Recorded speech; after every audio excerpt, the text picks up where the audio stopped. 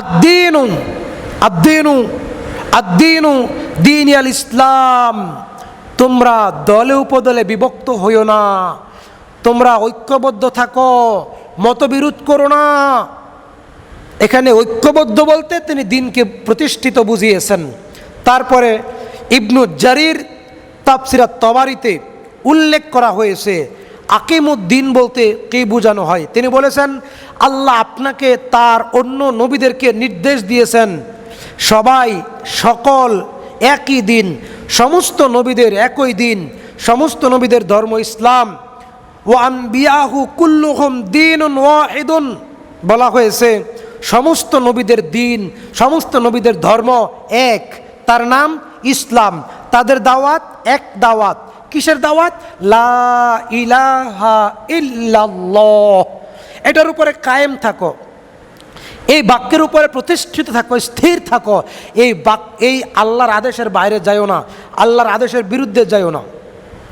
কোরআনের যুগ শ্রেষ্ঠ সূক্ষ্ম তত্ত্ববিদ ইমাম হাসান বিন মোহাম্মদ নিশাপুরি রাহিমাহুল্লাহ বলেছেন, তিনি বলেছেন, ইকামতে দিন অর্থ দিনের উসুল মূলনীতি সমূহ প্রতিষ্ঠা করা, যেমন তাওহীদ, নবুয়ত, আখিরাত, শাখা প্রশাখা, যা সময়ভেদ পরিবর্তন হয়েছে। যেমন আল্লাহ বলেছেন, তোমাদের জন্য আমরা পৃথক পৃথক বিধিবিধান কর্মপদ্ধতি নির্ধারণ করেছি, সূরা মায়েদা আয়াত 48। অর্থাৎ তোমরা তরিকার পার্থক্য করো না, তোমরা ফরজ বিধান নিয়ে মতানৈক্য করো না, আকীদার ব্যাপারে আপোষ করো না, তাওহীদের ব্যাপারে আপোষ করো না, ভ্রান্ত আকীদায় যাইও না, ভ্রান্ত তাওহীদ তোমরা গ্রহণ করো না। আল্লাহ সম্পর্কে বিশুদ্ধ তাওহীদ জেনে শুনে বুঝে আল্লাহকে আঁকড়ে ধরো।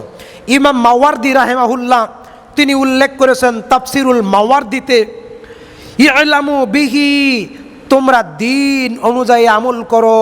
তাবেই বিদ্যান মুজাহিদ রাহিমাহুল্লাহ বলছেন, দীনুল্লাহি ফি তুআতিহি ওয়া তাওহীদিহি ওয়াহিদুন। আল্লাহর দিন এবং আল্লাহর বিধান, ইসলাম এবং আল্লাহ, অর্থাৎ ইসলামের উপর দৃঢ় থাকো, কোরআন হাদিসের উপর দৃঢ় থাকো, তাওহীদের উপর দৃঢ় থাকো। এটাই দিন প্রতিষ্ঠা, এটাই ইসলামের প্রতিষ্ঠা। আল্লামা জামাখশারী রাহিমাহুল্লাহ বলেছেন, ইসলাম প্রতিষ্ঠার অর্থ হলো আল্লাহর একত্ববাদ, তার আনুগত্য আর বিশ্বাসী স্থাপন করা রাসূলগণের উপর, কিতাবসমূহের উপর, হিসাব দিবসের উপর। একজন মুসলিম সর্বদাই তার উপরে বিজয়ী থাকবে।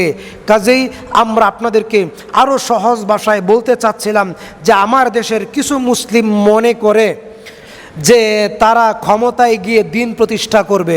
তার মধ্যে একজন ডক্টর মুজাফফর বিন মহসিন সাহেব, ডক্টর মুজাফফর বিন মহসিন সাহেব কি গণতন্ত্র মেনেই নিলেন কিনা, ডক্টর মুজাফফর বিন মহসিন সাহেব কি গণতন্ত্র সমর্থন করলেন কিনা, ডক্টর মুজাফফর বিন মহসিন সাহেব কি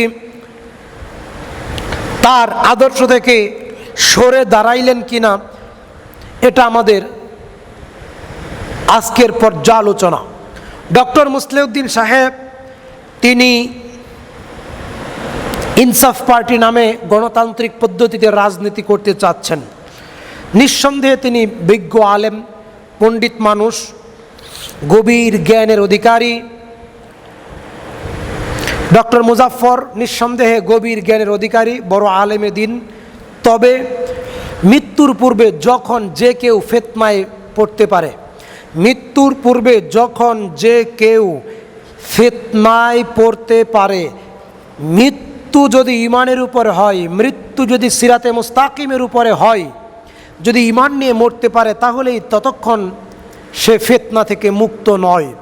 যত বড় পণ্ডিত হোক, যত বড় মুহাদ্দিস মুফাসসির বিজ্ঞ হোক, কিন্তু তিনি ফিতনায় পড়তে পারে, ইমানের পরীক্ষায় পরাজিত হতে পারে। কাজেই আমরা বলবো কোনোভাবেই গণতন্ত্র ইসলামে জায়েজ নয়, গণতন্ত্র ইসলামে জায়েজ নয়। গণতন্ত্র কখনোই মুসলিমদের কল্যাণ হতে পারে না। গণতন্ত্রের মাধ্যমে নবী রসুলগণ দিন কায়েম করেন নাই, গণতন্ত্রের মাধ্যমে মুমিনরা কখনো দিন কায়েম করেন নাই, গণতন্ত্রের মাধ্যমে কখনো ইসলাম পৃথিবীতে বিজয়ী হয় নাই। তাওহীদ শব্দের অর্থ একত্ববাদ। তাওহীদ অনেক আমাদের দেশের জামাত ইসলামের ভাইরা বলে ইসলাম দুই প্রকার, ইসলাম দুই ভাগে ভাগ হয়েছে, একটা একামতে দিন, একটা খেদমতে দিন। একটা একামতে দিন, একটা খেদমতে দিন। জামাত ইসলামের ভাইদের এই ভুলটা সংশোধন করাই দিতে চাই। ইসলামকে ভাগাভাগি করার কোনো সুযোগ নাই, ইসলামকে ভাগাভাগি করার কোনো সুযোগ নাই। যেটাই একামতে দিন সেটাই খেদমতে দিন, যেটাই খেদমতে দিন সেটাই একামতে দিন। খেদমতে দিন বলতে তারা বুঝাইতে চাচ্ছেন গণতান্ত্রিক কুফুরি পদ্ধতি, ব্যালট এবং বুলেট, এই দুই পদ্ধতির মাধ্যমে ক্ষমতায় গিয়ে রাষ্ট্রে দিন প্রতিষ্ঠা করবেন। কিন্তু আপনি 5 বছর ক্ষমতায় থাকলেন, আপনি ভালো মতো চালাইলেন দেশ, জাতি, সমাজ, ভালো মতো কোরআনের আলোকে আপনি এ দেশ পরিচালনা করলেন। কিন্তু আপনি যখন 5 বছর পরে আবার ক্ষমতাচ্যুত হবেন, ক্ষমতা থেকে পদস্খলন ঘটবে আপনার, পরবর্তীতে আপনার এই নীতি আবার তারা পরিবর্তন করবে। পরবর্তীতে ফ্যাসিস্ট এসে, পরবর্তীতে জালেমরা আবার ক্ষমতায় আসবে। আপনাকে পরবর্তীতে এই দেশের জাতি ভোট নাও দিতে পারে, আপনি ক্ষমতায় নাও যেতে পারেন, সরকার গঠন নাও করতে পারেন। পরবর্তীতে আবার যদি কোনো ভারতের দালাল, আমেরিকার দালাল, চীন রাশিয়ার দালাল, গণতন্ত্রের দালাল আবার যদি ক্ষমতায় বসে, তাহলে আপনি 5 বছরে যে আইন কোরআনের পক্ষে, মুসলিমের পক্ষে প্রতিষ্ঠিত করবেন, তারা আবার এটাকে বাতিল করতে পারে। এজন্যে ইসলাম অস্থায়ী কাজ করে না। রাসূল সাল্লাল্লাহু আলাইহি সাল্লাম বলছেন, আল্লাহর নিকট সেই আমলটাই প্রিয় যে আমলটা নিয়মিত করা হয়। বুখারীর বর্ণনা, কম হোক কিন্তু নিয়মিত করা হয়, সেটা আল্লাহর নিকট প্রিয়। এজন্যে আল্লাহ তাআলা বলছেন, ইয়া আইয়ুহান নাস ইন্না হাযা ইয়ামুরুকুম আন তাতরুকু দীনা, হে পৃথিবীর মানুষ, তোমাদেরকে আদেশ দেওয়া হয়েছে, এই ব্যক্তির তোমাদের নির্দেশ দিচ্ছেন যাতে তোমরা তোমাদের বাপ দাতার রীতিনীতি পরিহার করো, বর্জন করো।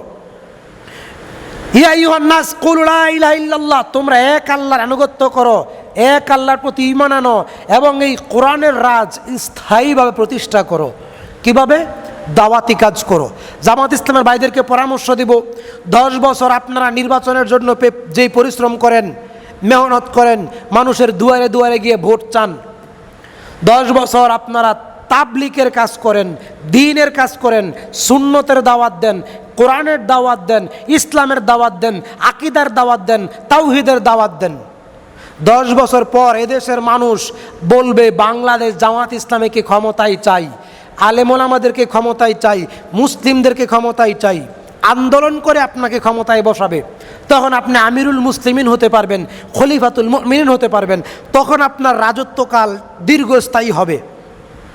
কিন্তু আপনি গণতান্ত্রিক পদ্ধতিতে ক্ষমতায় গিয়ে আপনি সরকার গঠন করে কোরআনের পক্ষে আইন বাস্তবায়ন করবেন, আপনি এই যুগে এসে সাহাবী হওয়ার স্বপ্ন, এই যুগে এসে সাহাবী হওয়ার স্বপ্ন যেরকম, আপনার স্বপ্নটা এরকম। অথবা রাখালের ছেলে প্রধানমন্ত্রীকে বিবাহ করার স্বপ্ন যেরকম, এরকম।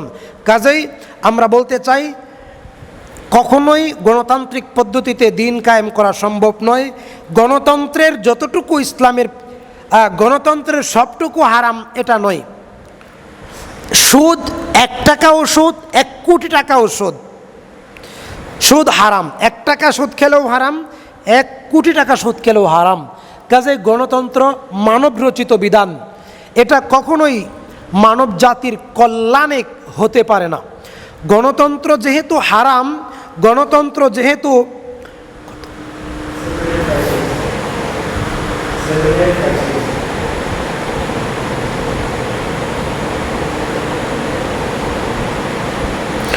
এজন্যে আমরা কখনো মুসলিম হয়ে অমুসলিমদের বিরুদ্ধে যেতে পারি না, মুসলিম হয়ে মুসলিমদের বিপক্ষে আমরা কখনোই যেতে পারি না, মুসলিম হয়ে আমরা কখনোই অমুসলিমদের রীতিনীতি মেনে নিতে পারি না। আমরা চাই